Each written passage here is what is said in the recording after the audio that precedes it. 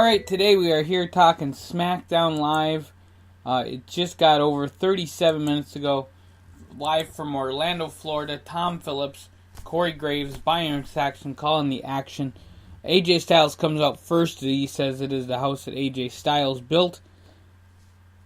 I'm not going to argue with the guy. He's really, really good at what he does. Just the way it is. And then Daniel Bryan comes out. Before Daniel Bryan can say anything, Shane McMahon comes out. They all say they're coming out for the main event, as it is AJ Styles and Sami Zayn.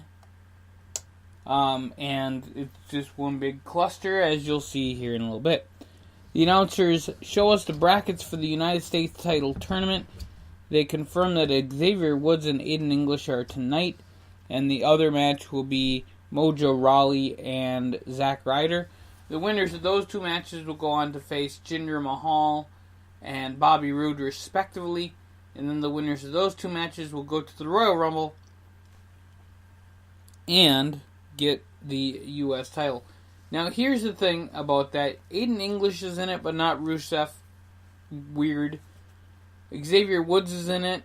Why wouldn't Kofi be in it, since he was former Intercontinental Champion a billion times? And then you have Mojo Rawley and Zack Ryder. No reason for them to be in it whatsoever. Besides maybe Zack Ryder's a two-time champion and Mojo won the Battle Royal a few years ago. Hasn't done anything with it yet.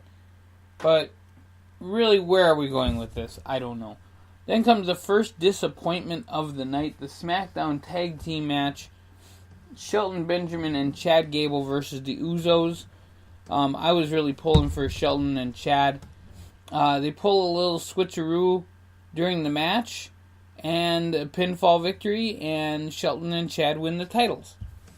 However, here comes the referee saying, well, wait, he wasn't a legal man. And they restart the match. Jimmy and Jay have a super kick party. Apparently they do it better than those idiots on the independent scene that try to think they do a super kick party but couldn't kick themselves out of a wet paper bag. At least the Usos can do that. And they did a whole bunch of super kicks, way overly done, and won the match. I really wanted Shelton and Chad to win. I didn't understand why they didn't just keep it the way it was. The Usos would be better to chase. They'd be better to face the New Day somewhere down the line. But instead, they're the champions. I don't get it. I don't understand why, and I'm not terribly excited about that.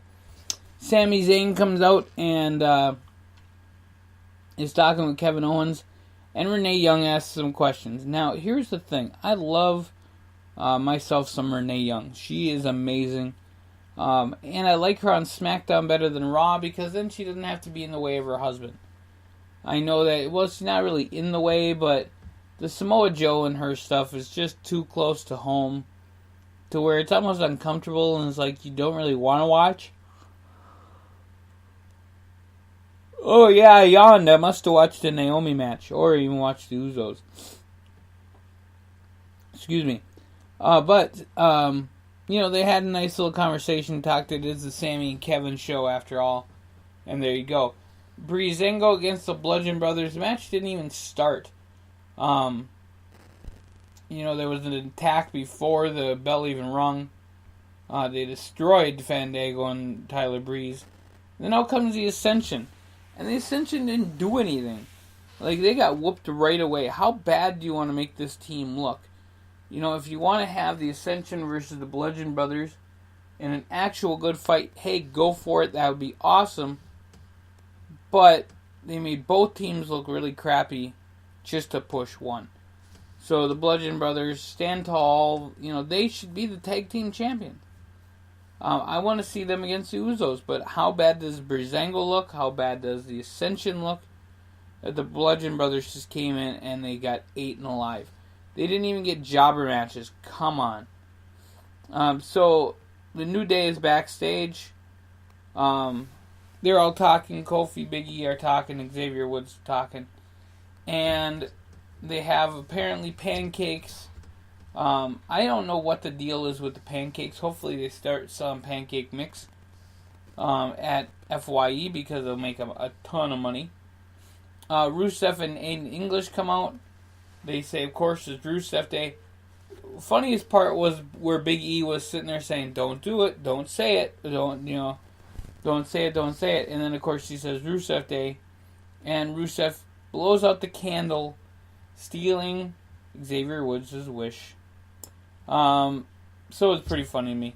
They did a Mojo Rawley deal, talking about the match with him and Zack Ryder. Then they talked about the title tournament next week, that being Zack Ryder and Mojo Rawley. But this week they had the match between Aiden English and Xavier Woods. English started to sing. Rusev actually sang about how Aiden English is going to be the next champ, their whole Rusev Day thing. I really just wish that if they're not going to give the champions to Benjamin and Gable, give it to the most over team, and that's Rusev Day. I think it's great. Xavier Woods wins the match. Apparently they don't want to have English against Jinder Mahal, so they have Woods advance to the match. I think that means that Jinder's winning and probably moving on against Bobby Roode. Why have these two bottom tier matches when you already kind of had in one night your two people that are going to make it? It's just weird. But the New Day celebrate anyway, and there you go. Karl Malone was shown at ringside. Karl Malone's looking good. Hall of Famer NBA, and of course, part-time wrestler in WCW. The Riott Squad against Natalya, Tamina, and Carmella. I was not too incredibly impressed with this match. I thought the Riott Squad did fine. So I was pretty pleased with it as a match, but not like terribly impressed that it's wow, this is whatever it is. The Riott Squad won the match and started talking about Magic and started talking about Orlando. Of course, when you talk about Orlando, you talk about one of their wrestlers. But first out comes Charlotte Flair. She says that she wants to introduce him to somebody, one of her friends, Naomi.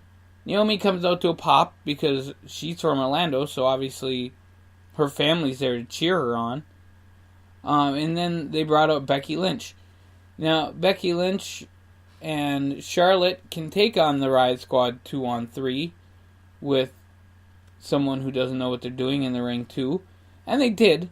Becky Lynch and Charlotte and Naomi went to the ring, started beating up the Riott Squad. Becky hit the exploder on Ruby and hit it on Liv. So I just really wish, I know with 30 women in Battle Royal they have to have 30 women in there. Just get rid of Naomi, please. I'm glad the Orlando crowd liked her. Apparently she's liked it home.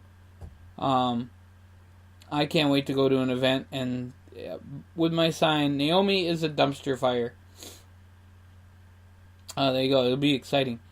And then you had AJ Styles versus Sami Zayn. Before that, of course, Baron Corbin confirmed his Royal Rumble spot. Hopefully he can eliminate John Cena. Because we had to hear on both shows that John Cena was going to be in it.